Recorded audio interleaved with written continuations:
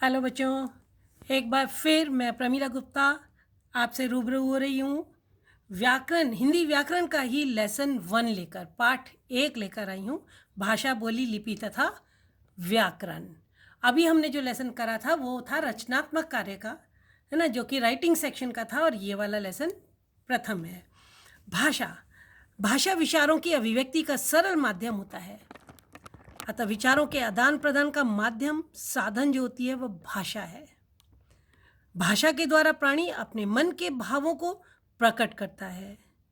तो हम कह सकते हैं, जैसे मैं आपसे, आप रूबरू हो रही हूँ तो मैं आपको अपनी भाषा में बात कर रही हूँ, और या आप कुछ कहना चाहेंगे तो मैं आपकी भाषा को, यही विचारों का आदान प्रदान भाषा कहलाता है।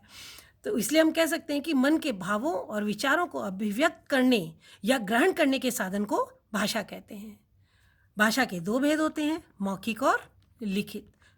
मौखिक भाषा के लिए समय और दूरी की सीमा होती है, जबकि लिखित भाषा के लिए इन बंधनों से कुछ भी नहीं होता है, सब मुक्त होता है। मौखिक भाषा, आपस में बातचीत करना, भाषण, टेलीफोन पर बात करना, ये सब मौखिक भाषा के अंतर्गत आते हैं। जबकि लिखित भाषा में भाषा के जिस रूप में हम अपने विचार लिख कर प्रकट करते हैं उसे लिखित भाषा कहते हैं। पत्र लेखन या परीक्षा के दौरान भाषा के लिखित रूप का ही प्रयोग किया होता है।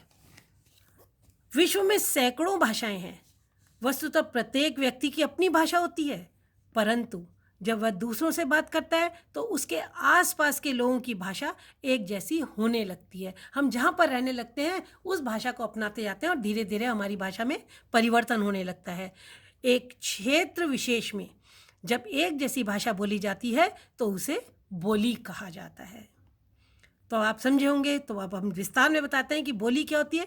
किसी क्षेत्र विशेष के लोगों द्वारा आपस में बातचीत करने का माध्यम जो होती है वह बोली कहलाता है। बोली का प्रयोग सीमित क्षेत्र में होता है तथा उसका अपना कोई व्याकरण नहीं होता है।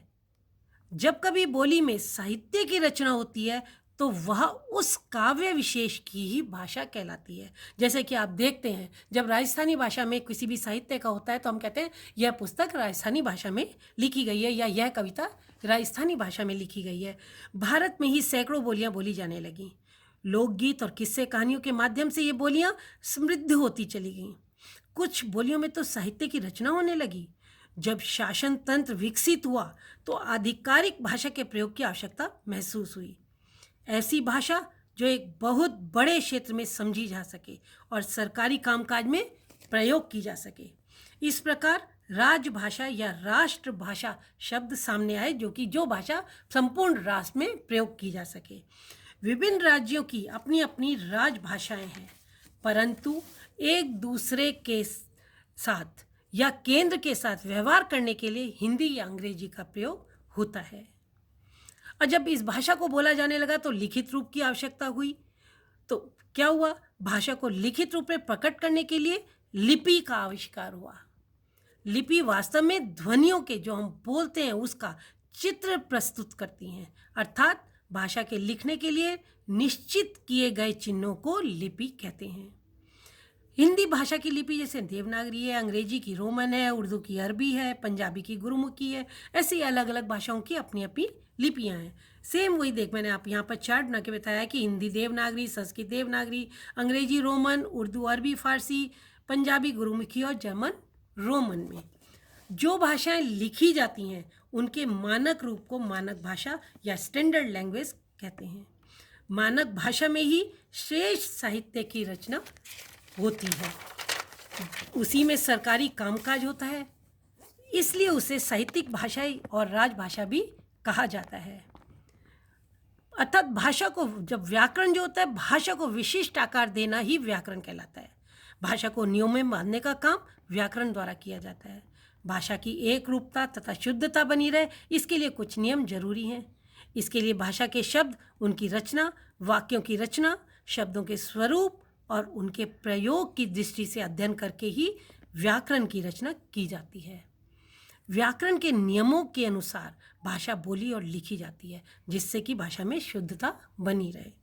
अर्थात व्याकरण एक ऐसा शास्त्र है जिससे हमें किसी भाषा के शुद्ध रूप को लिखने तथा बोलने का ज्ञान प्राप्त होता है। या हम ये कह सकते हैं कि भाषा के शुद्ध रूप का ज्ञान कराने वाले शास्त्र को हम व्याकरण कहते हैं। व्याकरण के मुख्य 4 विभाग होते हैं। वर्ण विचार, इसमें वर्णों के आकार, वर्गीकरण, उच्चारण तथा उनके मेल से बनने वाले शब्द के नियम का उल्लेख किया जाता है। शब्द विचार, इसमें शब्दों के भेद रचना आदि के विषय में विचार किया जाता है। पद विचार, शब्द जब वाक्य का अंग बन जाते हैं तो ये पद कहलाने लगते हैं। और उसी के साथ वाक्य विचार, इसमें वाक्यों के स्वरूप, भेद, उनके संबंध पर विचार किया जाता है। और ये हमारा था भाषा किसे कहते हैं, व्याकरण किसे कहते हैं, लिपि किसे कहते हैं और राष्ट्रभाषा किसे कहते हैं। बच्चों, इसी के साथ मैंने आपको इस पाठ को आप जब ध्यान से पढ़ेंगे तो इसके लिए मैंने कुछ ये 3 प्रश्न जो हैं ये मौखिक है, जो कि आपको अध्ययन करने के हिसाब से हैं। भाषा के कितने रूप हैं, भाषा शब्द संस्कृत की धातु से बना है, हिंदी की लिपि क्या है। इसी के साथ मैंने कुछ आपको लिखित कार्य दिया है। भाषा किसे कहते हैं इसके भेद भी लिखिए, व्याकरण किसे कहते हैं, उसी के साथ एक ये छोटा सा मैंने आपके लिए सही या गलत के निशान लगाइए ऐसा भी कार्यकलाप दिया है। या आप देख सकते हैं कि निम्न वाक्यों को पढ़कर सही या गलत का निशान लगाइए। सामान्य बातचीत में भाषा के लिखित रूप का प्रयोग होता है या नहीं होता, आप देखिए कि गलत है या सही है। भाषा का शुद्ध ज्ञान व्याकरण से होता है, सही है या गलत है। बोली का प्रयोग एक सीमित क्षेत्र में होता है। व्याकरण के 4 अंग होते हैं। हिंदी भारत की राष्ट्रभाषा है। मौखिक भाषा में केवल ध्वनियों का प्रयोग होता है। आपको मालूम है जैसे हिंदी भारत की राष्ट्रभाषा है, यस हिंदी राष्ट्रभाषा है, तो आप इसको राइट कर सकते हैं। ऐसे ही भाषा का शुद्ध ज्ञान व्याकरण प्राप्त होता है, तो ये आप राइट कर सकते हैं। तो इस ढंग से आपको ये कार्य करना है। Thank you. घर में रहें, सेफ रहें।